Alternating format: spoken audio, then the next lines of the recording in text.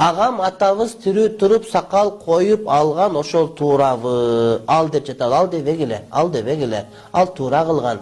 Атаңар сакал койбосо эле эмне кылыш керек? Андай болбойт. Ал дегениңе таптак айванчылык.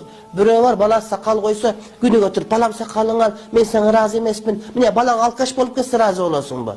Кызы жолуксаңыз, кызым жолугуңа мен сага ыраазы эмесмин. Кызың сойку болуп кетсе ыраазы болосуңбу? Эмне болуп кетиш керек? Эртең сойку болуп, алып келип чөлдөйүп, эгиз төрөп кетсе, тууп ошондо бакканда ыраазы болосуңбу сен?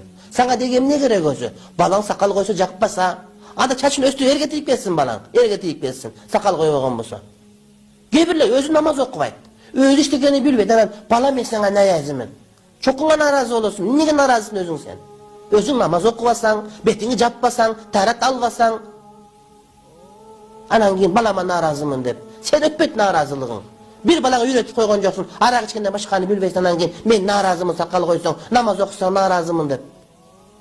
Кудайга шүгүр этип сүйүнбөйсүңбү кайра? Балам адам болуп калды. Мен адам кыла албадым элем, мен тарбия бере албадым элем, кечки арак ичип көрүнгөн сасып жүрдүм элем. Мына балам адам болуп калды деп ойлобойсуңбу кайра?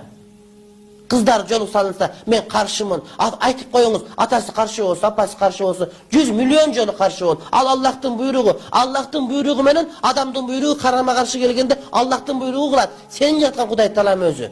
Ошентип Аллахтын буйругуна каршы боло берсең, өлтүрүп коесуң ошентип эле. Оңой эле өлтүрүп коет. Медресени жабам деп коркуткан милициялар башынан кан агып алып өлүп калат бардыгы. Өлүп калбай этият болгону. Бул ааламдын баарын жараткан, асман жерди жараткан, мени менен сени жараткан бул Аллах субханаху ва таала өзү. Андыне каршы чыгам деп өлүп калгагының.